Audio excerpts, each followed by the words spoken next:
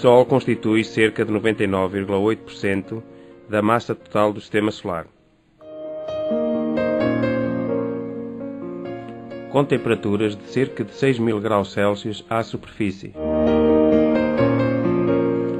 Liberta para o espaço grandes quantidades de energia eletromagnética, a qual atinge a superfície do planeta Terra. O Sol é a fonte primária de energia do nosso planeta, constituindo-se como suporte energético para toda a biosfera.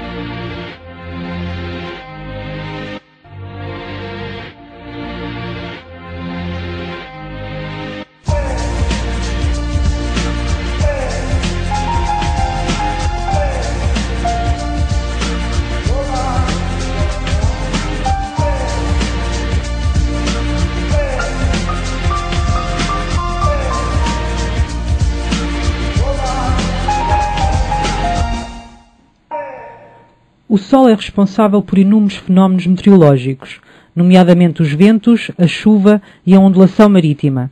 Os ventos, por exemplo, resultam do aquecimento diferencial dos mares e continentes.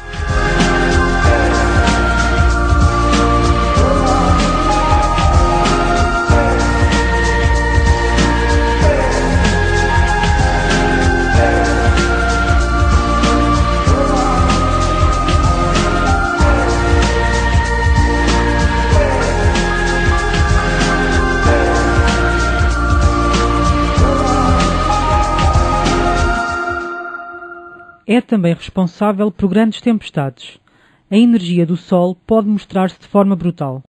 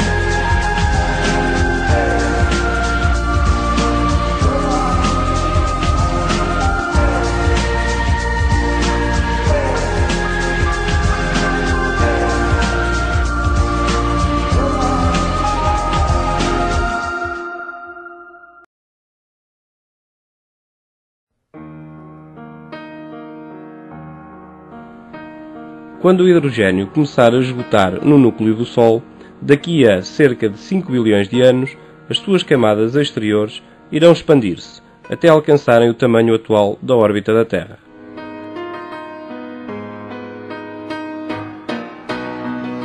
Convertido numa gigante vermelha, o Sol propagará menos calor do que atualmente, mas será 10.000 vezes mais brilhante por causa do seu tamanho.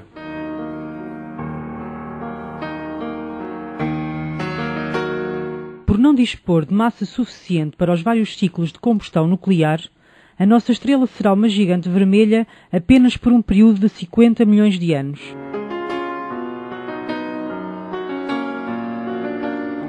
Depois, converter-se-á numa anã branca, que irá arrefecendo ao longo de milhões de anos.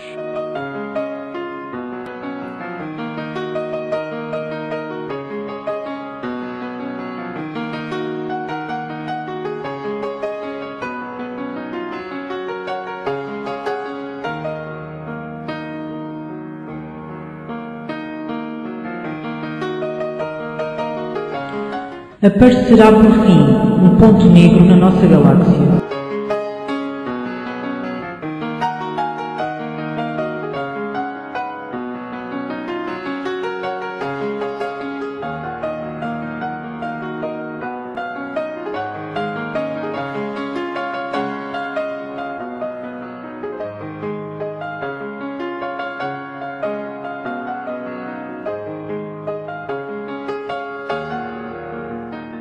O albedo é a medida da quantidade de luz refletida por um objeto de forma difusa, ou seja, é a proporção de luz refletida. Se uma zona coberta de neve aquece, origina o derretimento da mesma. O albedo diminui e permite a absorção de mais luz solar e a consequente subida de temperatura. Também acontece a situação inversa.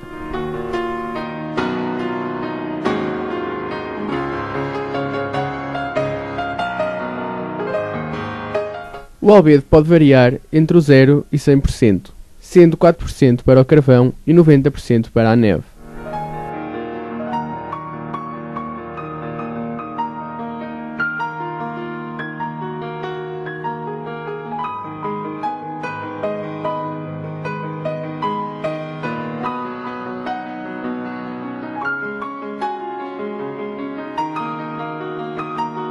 A constante solar é a taxa da luz solar que atinge o limite exterior da atmosfera terrestre, por unidade de área. O nosso planeta recebe 1376 watts por metro quadrado do Sol.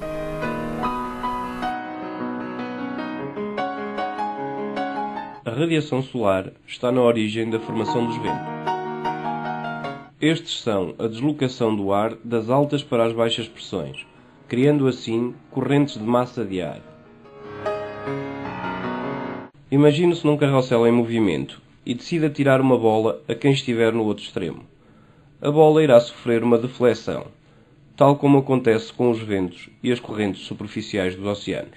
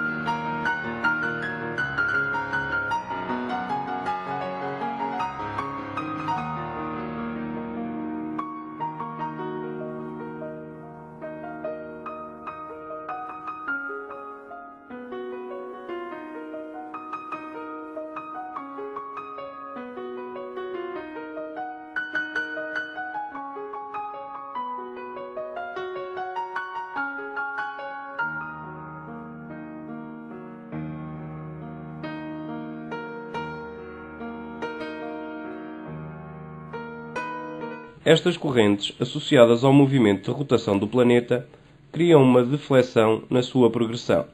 A este efeito chama-se efeito de Coriolis.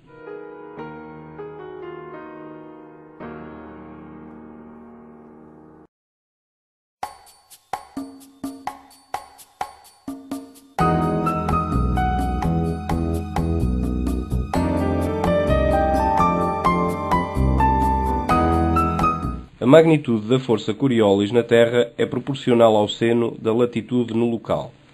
É igual a 0 no Equador e máxima nos polos.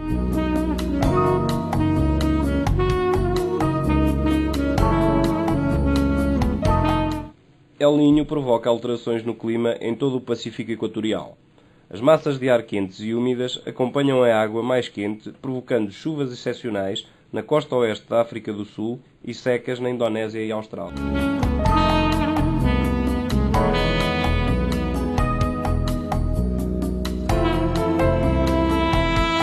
Este fenómeno é acompanhado pela deslocação de massas de ar a nível global, provocando alterações do clima em todo o mundo.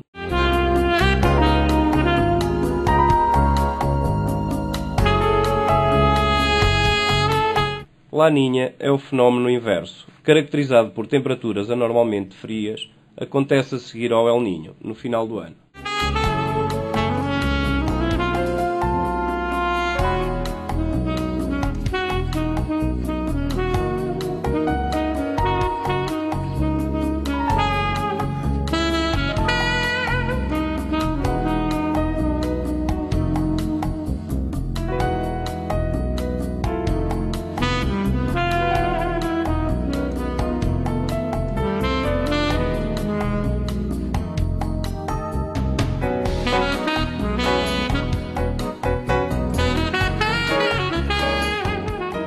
Upwelling tem origem no desvio das águas superficiais pela ação do vento, originando o aparecimento à superfície de águas oceânicas profundas frias.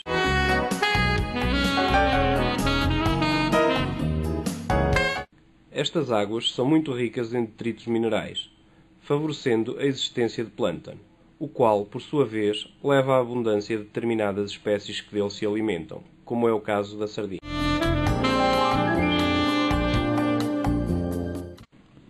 As plantas adaptam-se à luz, tentando absorver o máximo. Movem-se em direção à fonte luminosa.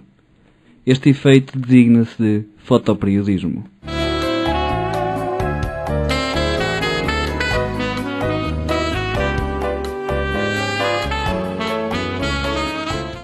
Este termo descreve as adaptações e efeitos das plantas ao fotoperíodo, que representa o comprimento de um dia e consiste na duração do período de luz de um determinado lugar.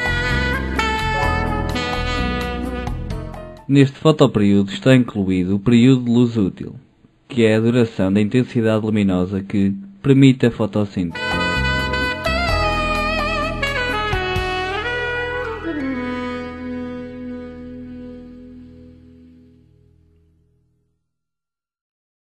A energia envolvida em qualquer processo transfere-se da fonte para um ou mais receptores, onde é seguidamente transformada noutro tipo de energia, de modo a ser utilizada de uma forma útil. Contudo, a energia que é transformada e a seguir transferida não é toda útil, existe dissipação de energia.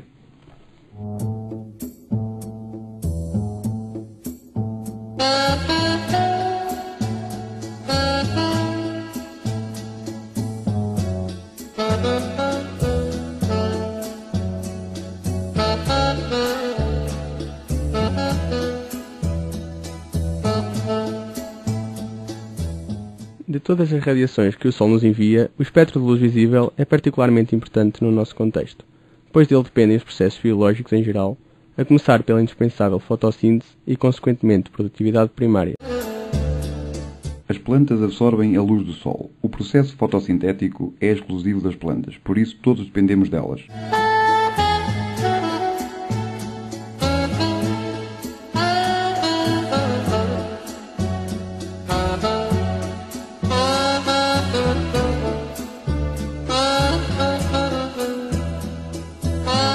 As plantas absorvem o ar através dos poros da sua superfície.